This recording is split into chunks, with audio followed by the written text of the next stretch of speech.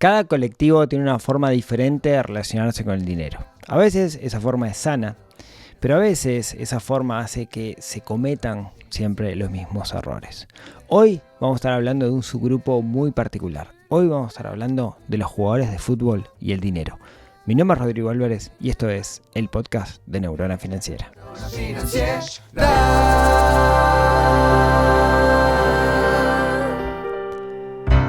Muy buenos días, tardes, noches para todos. Bienvenidos a un nuevo episodio del podcast de Neurona Financiera. Mi nombre es Rodrigo Álvarez y como cada semana desde hace 320 y pico de semanas, estamos acá para charlar de un tema que nos interpele la forma en la cual nos relacionamos con el dinero, para entender cómo utilizar el dinero en nuestra vida como una herramienta para vivir de la mejor forma posible. Sobre todo, dejar de sufrir ese estrés por dinero, porque es una cosa, no deberíamos sufrir estrés. Hoy un episodio súper especial porque vamos a hablar de un colectivo, que es el colectivo de los jugadores de fútbol. Algunas aclaraciones. Yo de fútbol cero, no soy un gran seguidor del deporte, así que esto es totalmente carente de banderas o lo que sea. Sé que en muchas concentraciones de equipos de fútbol de primera división y de otras divisiones escuchan el podcast, así que esto es un saludo para todos aquellos jugadores de fútbol que sé que escuchan este podcast porque me lo han comentado unos cuantos. Siempre me impactaron mucho las noticias de jugadores de fútbol que en su momento fueron grandes estrellas, que fueron reverenciados por las multitudes, que metieron goles, que atajaron, que hicieron que un cuadro, que mucha gente se pudiera contenta, que con el tiempo terminan en una situación económica endeble o una situación económica no deseada. Hace un par de meses encontré una nota en un diario de un jugador llamado Alfredo Amarilla. Alfredo fue por allá por el 70 y algo, un jugador del Barça, ¿no? En un momento de la historia distinto del Barça de ahora, pero fue una estrella en su momento. Y hoy se dedica con sus 70 y algo de años, si no me equivoco, a cortar el pasto en un balneario cerca de donde yo vivo. Esas historias me impactan mucho porque fue alguien que en su momento debe haber ganado muchísimo dinero, estaba allá arriba y hoy está en desgracia. Historias como esas hay muchas. No sé, también hace un tiempito leía la historia de Darío Silva, jugador durante 10 años de la selección uruguaya, que hoy estaba viviendo en Málaga y que un día apareció una foto donde estaba sirviendo una pizza en la pizzería, le dijeron que era mozo. Después él dijo que no, lo negó. Después apareció que en realidad tenía una participación en la pizzería y que a veces la trabajaba. Esas historias, digamos, de alguien que fue estrella y que después termina haciendo un trabajo de baja profesionalización, podríamos decir, ¿no? A mí me impacta mucho porque implica que durante el momento en el cual ganaron y deben haber ganado mucho dinero, algo pasó e hicieron las cosas mal, como para que hoy tengan que tener trabajos y tener que trabajar, podrían eventualmente inclusive no tener que trabajar. Historias como esas hay muchas más. Podríamos hablar de O'Neill, que además mete el alcohol dentro de la ecuación. Hay muchísimas y justamente de eso quiero hablar hoy con ustedes. Vamos a hablar de cómo es esa relación entre los jugadores de fútbol o la carrera profesional de jugador de fútbol y el dinero. Algo que tenemos que entender, que a diferencia de otras carreras profesionales, la carrera de jugador de fútbol, y acá podríamos hacer el paralelismo con otros deportes, yo me voy a centrar un poco en el fútbol, pero la mayoría de los deportes físicos son similares, al menos los profesionales. Lo que tenemos que entender es que es una carrera con fecha de caducidad. ¿Cuánto puede durar la carrera de un jugador? 20 años, no sé, como mucho, ¿no? De los 17 hasta los 37, ponele, capaz que si sos el loco Abreu puede ser mucho más, pero para la mayoría la carrera, en el mejor de los casos, puede durar 20 años. A diferencia de un ingeniero que estudia ingeniería y va a ser ingeniero toda la vida, o a diferencia de un herrero que estudia herrería y va a ser herrero toda la vida, jugador de fútbol no se puede hacer toda la vida, es una carrera con fecha de caducidad. El problema surge, hay muchos, pero uno de los problemas es que durante la etapa en la cual la mayoría de las personas invierten en sí mismos para tener conocimiento, y esto es generar una carrera técnica o generar una carrera profesional, estudiar, ¿no? Formarse para de alguna manera tener en el mundo laboral oportunidades, durante ese periodo el jugador de fútbol lo que está haciendo en su mayoría es entrenando.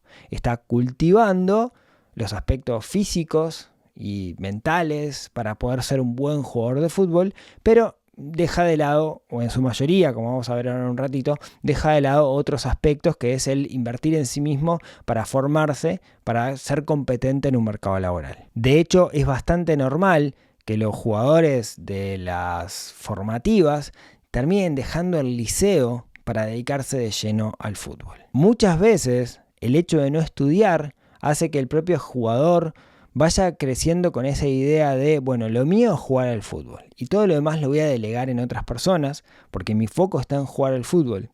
Y a veces esa delegación sale mal. A veces hay personas que abusan de esa ignorancia, y acá no es juicio de valor, sino porque no estudiaron de alguna manera o porque no se formaron, que tienen los jugadores sobre otros aspectos y terminan abusando de ellos con fines propios, digamos, ¿no? Con fines egoístas, sin importarle en realidad lo que le vaya bien al jugador, sino intentando capitalizar los ingresos que el jugador está teniendo. El problema de esto es que muchas veces cuando ese jugador termina su carrera, con suerte a los 37 años, pero muchas veces antes, no está preparado para un mundo laboral. Quizás no terminó la secundaria, quizás quedó por ahí por el camino y tiene que salir a enfrentar una realidad para la cual no está preparado. ¿Cuál es la promesa? Y la promesa es pegarla, ¿no? La promesa es ser el próximo Messi, el próximo Suárez, el próximo Cavani, un jugador que pueda jugar afuera y que pueda resolver todos sus problemas financieros jugando en el exterior, que gane tanto dinero que cuando yo tenga 35 eso no sea un problema. ¿Qué es lo que pasa? Y que la estadística nos juega en contra. La estadística nos dice que ese jugador tiene muy poca chance de ser uno de los jugadores de elite, de ser uno de los jugadores que juegan en el exterior, que ser uno de los jugadores que pueda vivir toda su vida de lo que gane jugando al fútbol. El otro día lo comentaba con alguien que es idóneo de este tema de los equipos deportivos y del fútbol, que está metido en este mundo, y después lo encontraba por ahí en un artículo de la prensa que dice que por año en Uruguay, y esto Uruguay inclusive debe ser un caso bastante raro por la baja densidad de población y por los equipos de fútbol que tiene, pero en Uruguay por año hay 13.000 niños jugando al fútbol. O sea, en baby fútbol, lo que se llama, hay 13.000 niños jugando. De esos 13.000, solamente el 10% llegan a entrar a equipos que están en la Asociación Uruguaya de Fútbol. O sea, que se hacen semiprofesionales, podríamos decir, solamente el 10%. Por año, 1.300 jugadores pasan no a primera división, sino a equipos profesionales en las formativas. Ahora, lo duro de esto es que por año de esos 1.300 gurises, solamente 1 o 2, la estadística anda ahí en 1,7, logran ser jugadores de élite. Logran ser esos jugadores que van a poder ganar suficiente dinero como para mantenerse toda su vida. Eso quiere decir que cada 1.000 niños, 1,5, ¿sí? Cada 1.000 niños, 1,5 lo va a lograr. El resto no. Fíjense qué desesperanzador que es esto. O sea, estadísticamente, las chances de que un niño que quiera dedicarse a jugar al fútbol llegue a ser un jugador de élite es 1,5 en 1.000. Es un número bajísimo. O sea, las estadísticas nos dicen que la esperanza de que eso se dé sea muy, muy poca.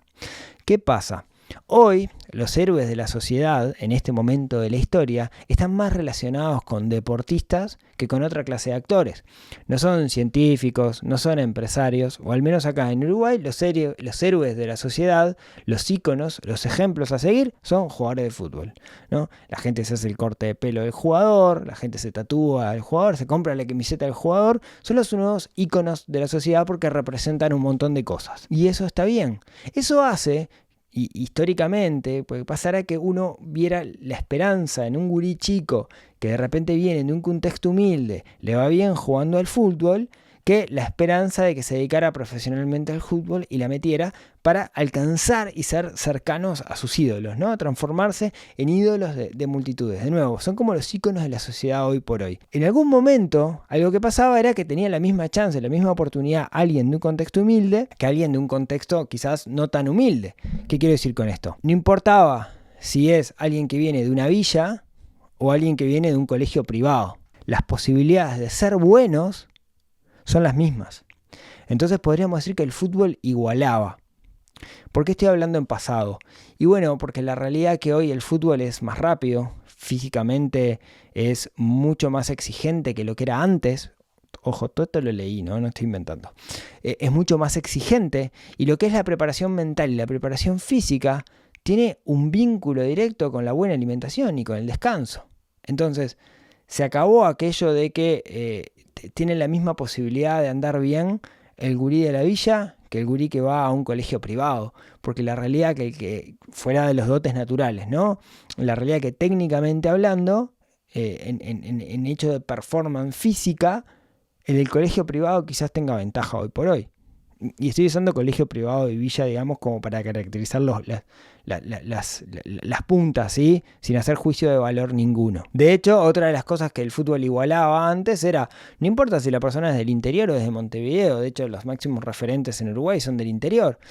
Hoy, digamos, no es tan así, porque hoy implica que alguien que quiera jugar en Uruguay, ¿no? Profesionalmente al fútbol, tiene que trasladarse a la capital, tiene que vivir, digamos, en un complejo, y eso también genera un conjunto de problemas a la hora de rendir. No todos los gurises se adaptan. Entonces, lo cierto es que la mayoría de los jugadores profesionales hoy por hoy no son del interior, sino que son de Montevideo. De nuevo, lo saqué un artículo por ahí, esto yo no lo tenía. Entonces, aquellos que están en juveniles, ¿no? Aquellos que hoy están queriendo ser jugadores profesionales de fútbol. ¿Qué quiere decir? ¿Que van por el camino equivocado? No, tenemos que perseguir nuestros sueños. Si queremos ser jugadores profesionales porque nos apasiona el tema, está perfecto que así sea. Es una profesión más, pero que tiene sus características y tenemos que tener en cuenta esas características. Entonces, lo que quiero ahora es, dada esta problemática que existe con los jugadores de fútbol, con este tema de que la realidad es que vienen de contextos como muy distintos, de que se le acerca gente con grandes negocios cuando ven que están ganando dinero, y sobre todo el hecho de que entiendan que es una profesión que no va a durar para siempre, como lo que creo es que lo que tienen que hacer los jugadores es tener en cuenta algunas cosas distintas del resto de la sociedad. Y ahora vamos a hablar juntamente de esto, ¿no?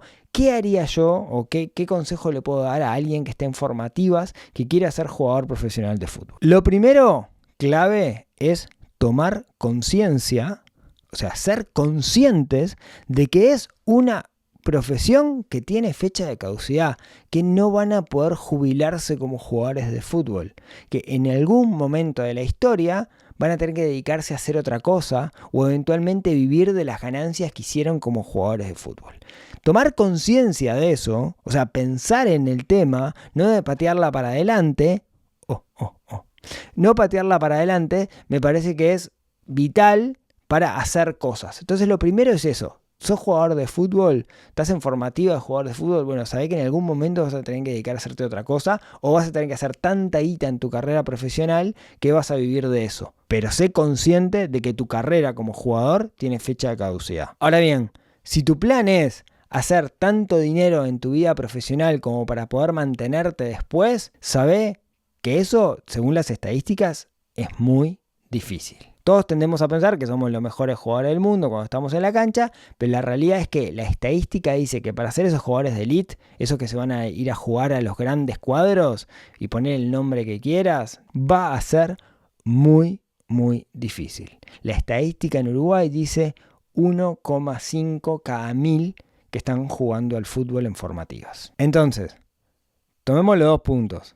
Primero, tu carrera profesional tiene fecha de caducidad.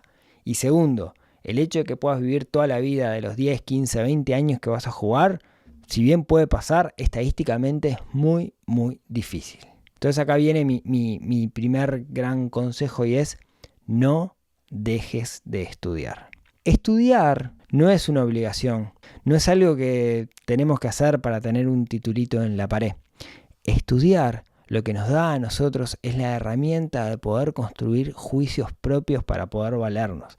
Es una herramienta que nos permite catapultarnos, en particular dejar el liceo, ¿no? El estudiar lo que nos permite es poder aprender cualquier otra cosa. Es un paso previo para cualquier otra cosa que el día de mañana nosotros queramos estudiar. Sé que el esfuerzo es mucho, porque vas a tener que entrenar 6 horas por día. Tenés un laburo, pero al mismo tiempo tenés que terminar el liceo. No dejes la educación secundaria, porque va a ser lo que el día de mañana te va a abrir un montón de puertas. Si podés, si ya terminaste el liceo, igual estás jugando y podés estudiar ya sea una carrera técnica o una carrera profesional a la par, golazo, porque estás construyendo una herramienta que a vos te va a ayudar el día de mañana.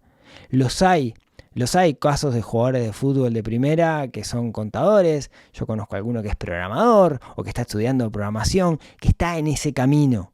Genial, aprovechar las horas en las cuales tenés ocio, porque no estás entrenando 14 horas por día, sino aprovechar esas horas donde tenés la oportunidad para estudiar una carrera que sea una herramienta que eventualmente la vas a usar o no. Puede estar ligada a tu profesión, ser fisiatra, te diría entrenador, pero hay muchos. Pero pueden ser cosas ligadas al deporte, que larga es tu área de dominio, no sé, nutricionista, por decirte algo, ¿no? Carreras profesionales donde tener el conocimiento del deporte puede ser un hándicap importante, te puede ayudar, o pueden ser carreras técnicas que no tengan nada que ver. Aprender soldadura, aprender a hacer casas, yo qué sé, ser carpintero, pero poder ir formándote en algo es una herramienta que puede ser fundamental el día de mañana. Tené muchísimo cuidado con los gastos relacionados con el ego. No tenés, por más que estés ganando muy bien, no necesitas comprarte un auto de alta gama porque todos tienen un auto de alta gama. No necesitas un reloj de oro o no necesitas ostentar hacia los demás que ganas mucho dinero. Sé que en el ambiente muchos lo hacen, pero vos tenés que ser distinto. No hagas lo mismo que los demás. Tenés que ser justamente más inteligente. No entres en gastos asociados al ego, asociados a la imagen. Sé que decirlo es súper fácil porque no estoy metido ahí, ¿no? Pero la realidad es que esos gastos no te van a llevar a ningún lugar. Yo supongo, y esto lo he hablado con algún jugador de primera división, que es muy complicado el concepto del ego, ¿no? Cuando uno mete un gol en un estadio y tenés un montón de gente que está festejando y cantando tu nombre, es difícil no creérsela. Pero sepamos que si mañana le erramos el gol, esa misma gente nos va a querer matar en la calle, ¿no? Entonces, es una profesión compleja y no caigamos en fomentar nuestro ego con el consumo. Que haya un estadio entero que esté coreando tu nombre no quiere decir que te tengas que comprar un BM. El otro consejo es cuidado con aquellas personas que se acercan, y hablo de personas que pueden ser representantes, empresarios, y que te traen oportunidades de negocio. Cuidado. ¿Quiere decir que todos son malos? No quiere decir eso. Los hay y muy buenas personas, y conozco algunos que le dan una mano enorme a los jugadores, pero los hay de los otros, los que tienen intereses creados. Entonces, creo que lo primero que tenés que buscar ahí es entender cuáles son los intereses reales de estas personas, qué es lo que realmente quieren. ¿Tienen un interés propio? ¿Qué se van a ganar? ¿Qué van a ganar ellos con esto? Entender cuál es.